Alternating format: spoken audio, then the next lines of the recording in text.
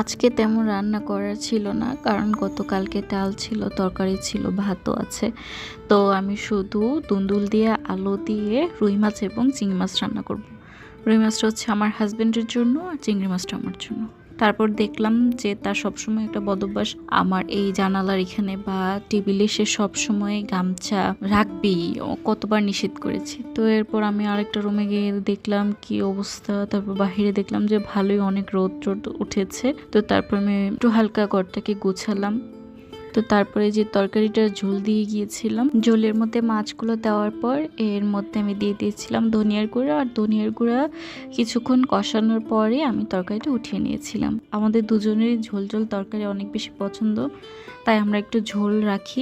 আর এই যে আমার তরকারিটাও হয়ে গিয়েছে, এখন আমি চুলা থেকে উঠিয়ে নিচ্ছি। রান্না টান্নার পর এখন আমি চুলাগুলো পরিষ্কার করে নিচ্ছি।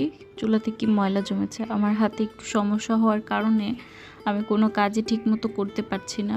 আর আমি চুলাগুলোকে ভালোভাবে পরিষ্কার করে এখন রুমটাকে ভালোভাবে ঝাড়ু টাড়ু দিয়ে পরিষ্কার করে নিয়েছি। তারপর ঘর মুছবো, এই তো খাওয়া দাওয়া করবো। কেমন লাগলো ভিডিওটা সবাই কমেন্ট করে জানাবেন।